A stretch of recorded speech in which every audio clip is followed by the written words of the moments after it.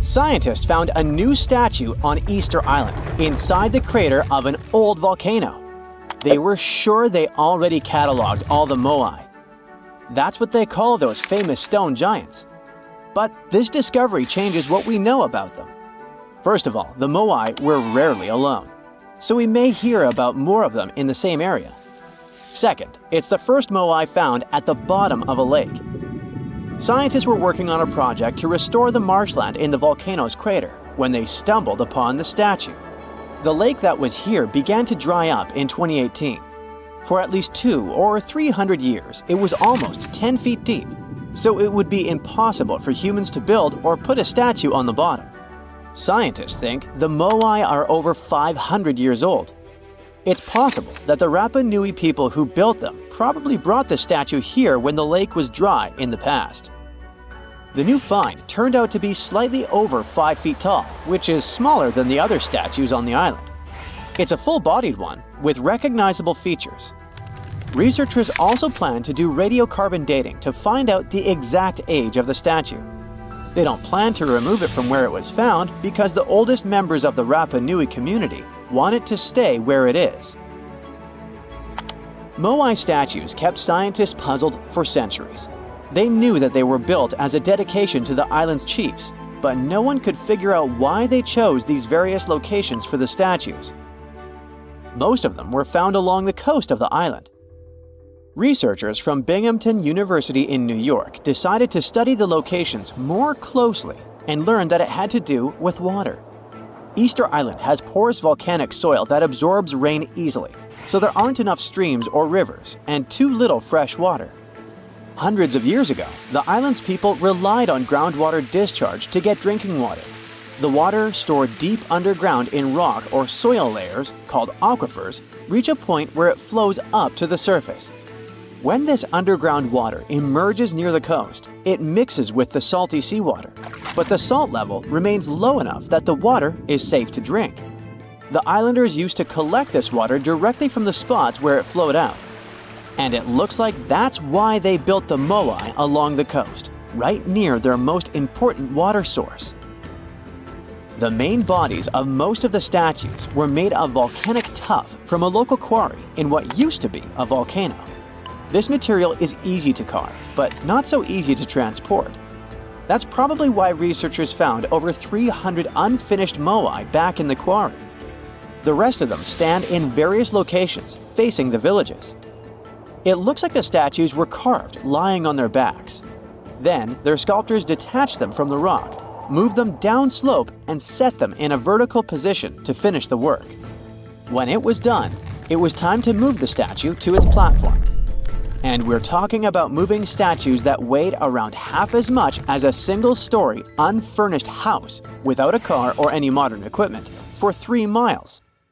The locals must have invented some original transportation method. Scientists tried to recreate it and pulled Moai replicas on wooden sleds. They thought someone would have used palm trees for that purpose, but this theory has been debunked.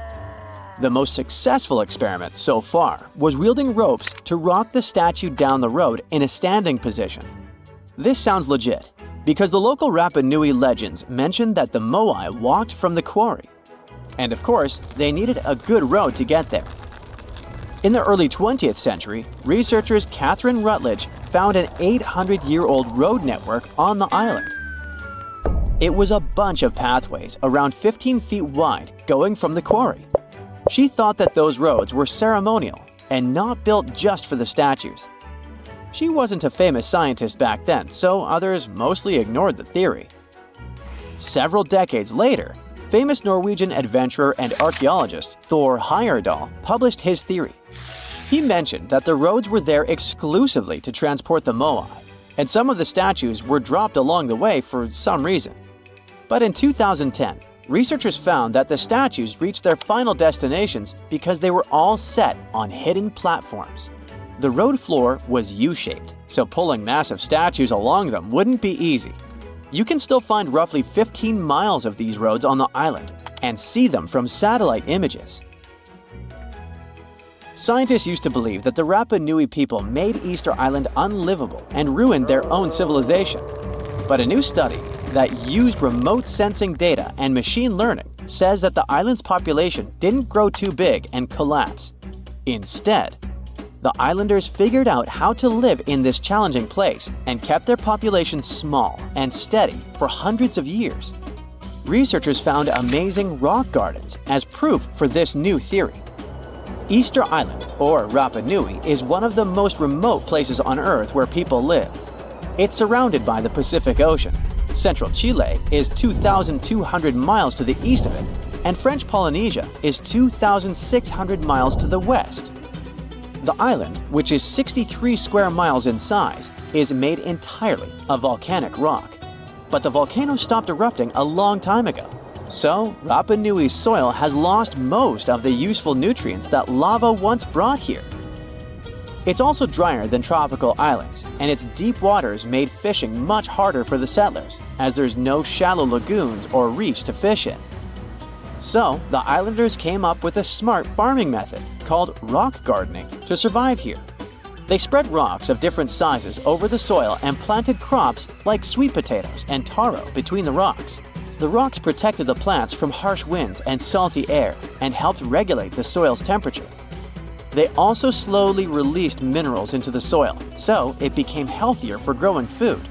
Some islanders still use these gardens, although they don't produce a lot of food. People in places like New Zealand, the Canary Islands, and the US Southwest have used similar techniques to grow crops in uneasy environments. While scientists are solving Easter Island mysteries, the island itself is teaching them something new about how the Earth's mantle works. For years, they thought it moved like a slow conveyor belt, carrying tectonic plates along with it. But a new study by geologists from Cuba, Colombia, and the Netherlands is challenging this idea.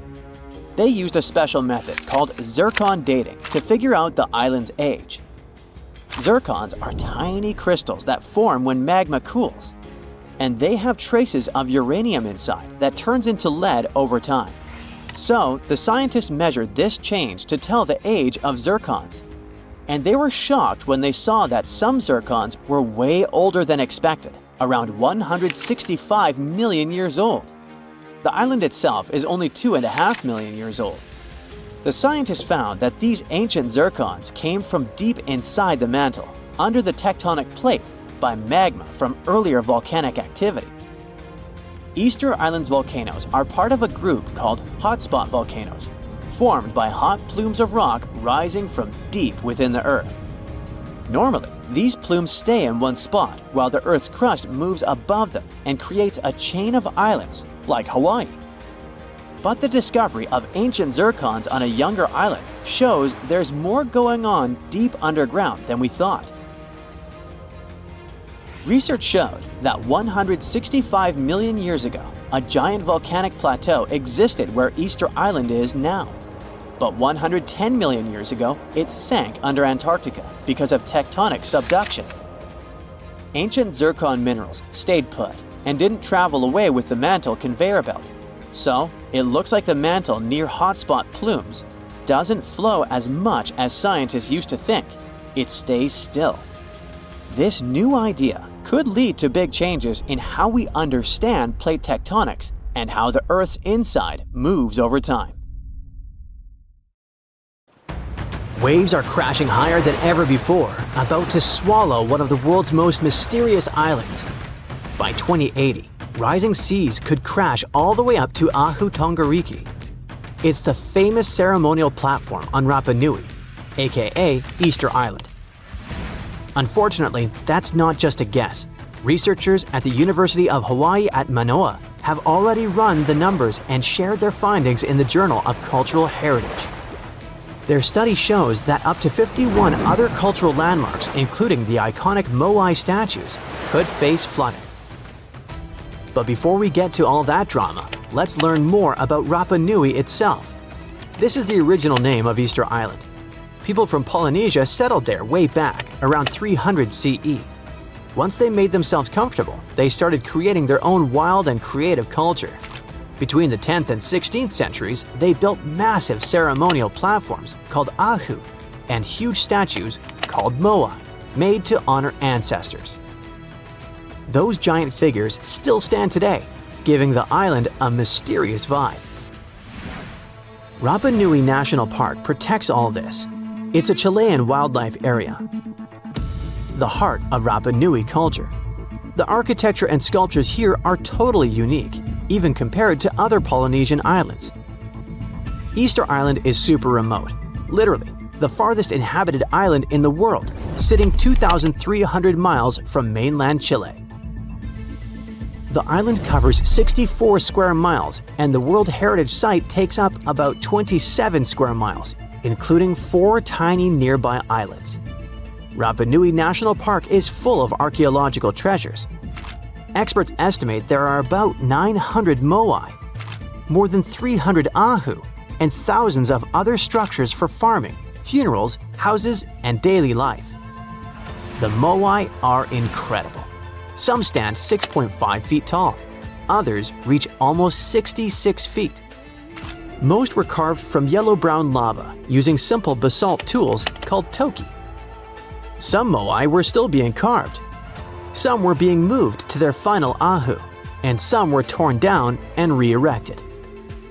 The quarries, like Rano Raraku, show us today how the carvings were made.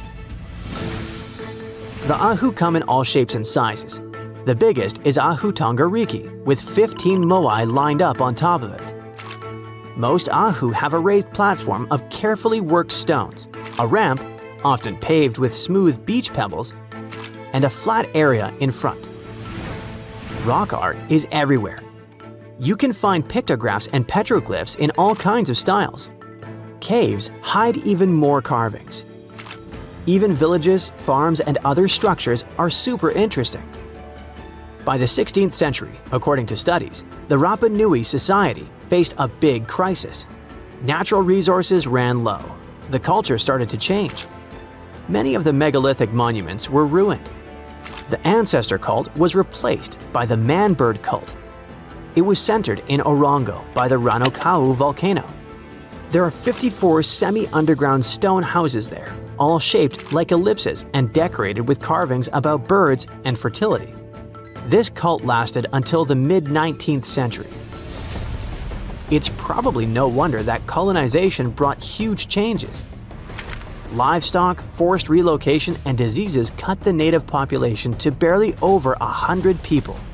Today, the island is home to descendants of the original Rapa Nui people as well as immigrants. They try to keep the culture and still live in the modern world. Sadly, all that heritage might be lost soon, for good. And if nothing is done, rising seas could put Rapa Nui's UNESCO World Heritage status at risk. Scientists say that knowing these risks are just the first step. If we actually realize what's happening, we can figure out how to protect ancient monuments. The team wanted to see just how bad rising seas could get for Rapa Nui. So, they built a digital twin of the island and ran insanely detailed computer models to track waves along the shore. Then they stacked those flood maps on top of data about all the cultural landmarks which they got thanks to local partners. They wanted to see which ones would get hit first. The results were pretty intense. Sea level rise is threatening coastlines everywhere, but the question now is when and how bad.